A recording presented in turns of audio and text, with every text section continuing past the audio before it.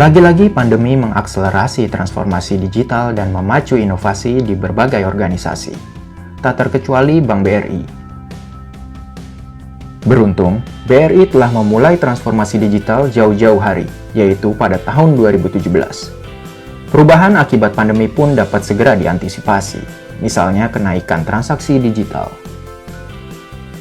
Hingga akhir Desember 2020, transaksi internet banking BRI tercatat sebanyak 2,7 miliar kali atau meningkat 132,2% secara year-on-year. Khususnya pada aplikasi Brimo, pertumbuhan transaksinya bahkan mencapai 660,5% year-on-year atau lebih dari 765 juta transaksi. Kesiapan mengantisipasi perubahan yang terjadi ini juga memberikan ruang bagi BRI untuk tetap berinovasi meski dalam situasi pandemi. Di antara inovasi yang dilakukan BRI adalah pemanfaatan data dan analitik, yang tentunya juga ditujukan untuk menjawab tantangan di masa pandemi. Berikut wawancara kami dengan Head of Data Analytics BRI, Bapak Kukuh Adi Perdana, tentang berinovasi dengan data di tengah pandemi.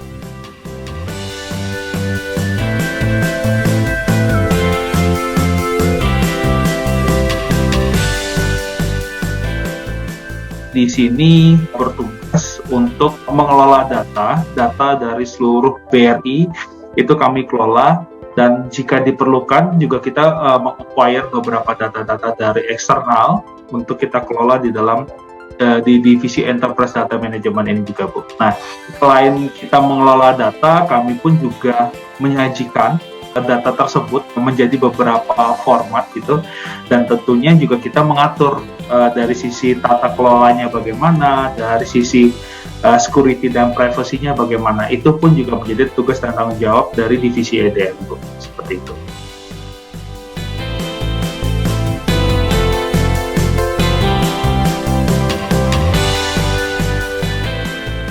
Pandemi yang ini impact-nya kemana-mana gitu. Dan kami di sektor perbankan pun juga turut merasakan dampak dari pandemi ini. Namun gini, kalau kita berbicara pandemi kan antara siap dan tidak siap gitu. Kebetulan ya semua orang ditanya apakah siap menghadapi pandemi, tidak, pasti kan nggak ada seorang pun siap gitu. Namun kemarin pada saat kita Indonesia diumumkan menjalani lockdown, terus kegiatan masyarakat dibatasin gitu, otomatis nasabah kita pun juga tanda kutip ikut bertransformasi, Bu. Nah, transformasi ini kan mengarahnya udah ke arah-arah digital, Bu. Nah, kebetulan BRI sudah melakukan inisiatif transformasi digital dari tahun 2017, Bu. Jadi pada saat pandemi ini terjadi gitu, bisa dikatakan kesiapan infrastruktur kita tuh sudah mumpuni, sehingga untuk kebutuhan melayani nasabah, operasional perbankan bisa dikatakan itu tidak terlalu berdampak gitu, Bu. Namun sektor lainnya pada saat pandemi ini sangat terdampak adalah sektor penyaluran kredit, Bu, di mana banyak sekali nasabah kita yang melakukan pengajuan restrukturisasi kredit, terus membatalkan rencana perluasan usahanya mereka sehingga membatalkan proses pengajuan kreditnya. Nah, itu menjadi tantangan tersendiri nih, Bu, bagi sektor penyaluran kredit untuk tetap performs di tahun 2020 dan di 2021. Kalau dari sisi BRI, kita harus lebih berhati-hati juga, Bu, ketika proses menyalurkan kredit. Karena melihat kalau dulu kan tidak ada pandemi gitu, kita bisa mengacu kepada 5C-nya saja gitu. Tapi dengan kejadian pandemi ini, kita juga lebih melihat gitu, apakah usaha-usahanya itu terdampak langsung oleh pandemi atau tidak. Contoh misalnya kalau untuk sektor pariwisata gitu, itu kita akan mengerem gitu, menyalurkan pinjamannya ke sana gitu. Tapi kalau di sektor UMKM seperti makanan misalnya sebagai contoh gitu, itu kita malah push gitu. Seperti itu sih, Bu. Jadi kontrolnya seperti itu.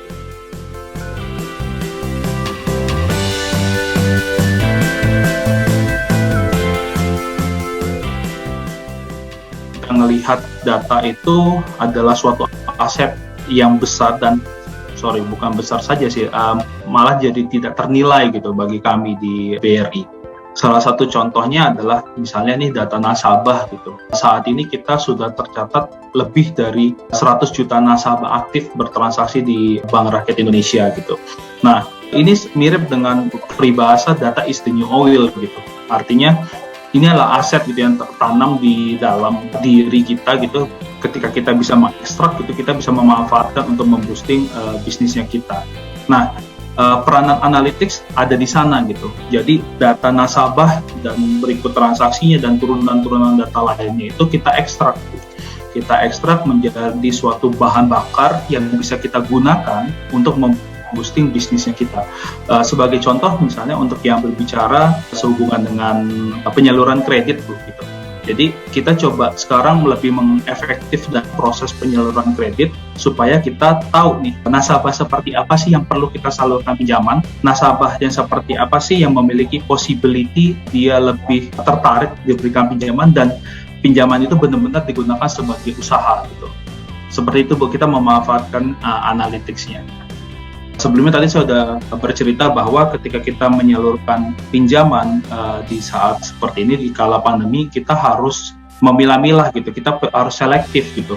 Namun ketika kita selektif, otomatis performance sales-nya kan pasti menurun gitu. Nah, gimana caranya data analytics ini membantu teman-teman di mikro? Ya, ini salah satu case di Direktorat Mikro adalah kita membangun sebuah modul namanya Product Recommendation ya.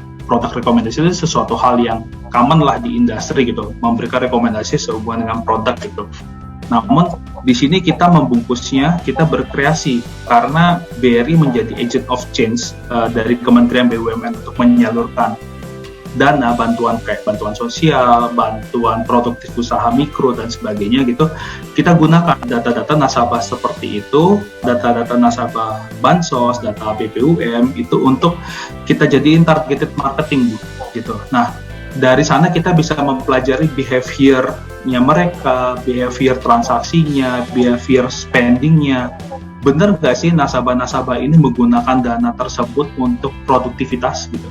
Ketika kita menemukan mereka menggunakan dana tersebut untuk produktivitas, maka kita akan capture mereka untuk kita berikan rekomendasi kepada mantri-mantri kita di lapangan gitu. Nah, inisiatif ini benar-benar sangat membantu gitu, dan salah satu feedback dari teman-teman dari Direktorat Mikro kemarin itu adalah bahwa perbandingan antara penyaluran di bulan Februari 2019 ke 2020 di mana waktu itu debitur barunya aja itu cuma di bawah 40%.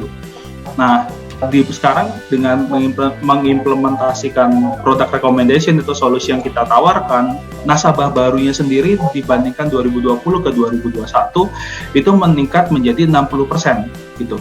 Sedangkan nasabah atau debitur lama yang sebelumnya sudah ada di BRI itu meningkat 40%. Seperti itu. Nah, jadi kita memberikan suatu penawaran adalah kita bisa meningkatkan produktivitas mantri untuk menyalurkan pinjaman kepada debitur-debitur baru dan debitur-debitur yang lama yang benar-benar membutuhkan pinjaman seperti itu. Jadi ketika kita mendapatkan tugas dari Kementerian BUMN menyalurkan pinjaman, itu kan totalnya bisa sampai puluhan juta nasabah.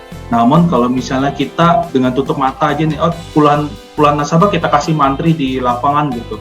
Mantri di lapangan pasti akan exhaustive kan Bu, menawarkan pinjaman gitu, dan bisa saja ternyata nggak sesuai nih sama credit score-nya kita, nggak sesuai nih dengan profil resikonya seperti itu. Nah, kita coba memberikan prioritasnya Bu, sehingga mantri yang harusnya mereka satu minggu itu keliling ke 10 nasabah dan ujung-ujungnya di akhir minggu dia cuma dapat 1 nasabah, ini kita rubah dari 10 nasabah yang mereka prakarsain itu bisa kita convert sampai 5 nasabah yang menjadi pinjamannya seperti itu.